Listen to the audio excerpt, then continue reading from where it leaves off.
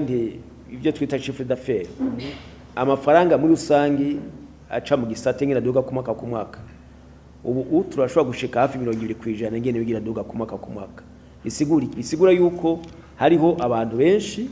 ubateganiza kumure kari batateganiza canke ari abantu bateganiza byinshi kari bateganiza bike imyaka 3 canke 4 iheze ntihenze twaremereye gukora ku mugaragaro amashyirahamwe mashasha ashika kuri 4 ugerageje kugeranya ukaraba imbere y'umwaka kuva mu 2020 ugasubira inyuma nuko mu 2020 mukatera uduka urabona ko ari ubudasa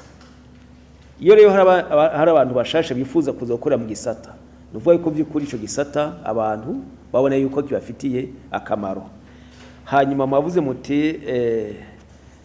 mutunganije iyindwi ugira gatatu mu gihe mu gisata guteganiza hakivugwa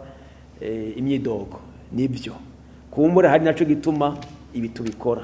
imyidogo irahari turayizi amakwa mu none iyindwi ubutuma muzotanga n'ubuhe ubutuma subundi ubutuma nuko ikicivuga nyamukuru gishimike ukanovera kaba kanovera kaje kudufasha kugabanya iyo myidogo twayivuze hamwe kare tuti hari imyidogo y'abantu bavuga bati baratuba kuturiha hari imyidogo bavuga bagira bati baranyivye kandi imyidogo iri ku mpande zose iri ku mpande y'abateganiriza n'abateganizwa hari imyidogo y'abantu bavuga bati ibisina bimenye nato twidoga tugira tuti igihagararo cyangwa uruhara rw'isata cyo guteganiza mu ishusho ry'ubutunzi bw'igihugu ico gihagararo kirashikaho twifuza natwe turidoga ivyo byose rero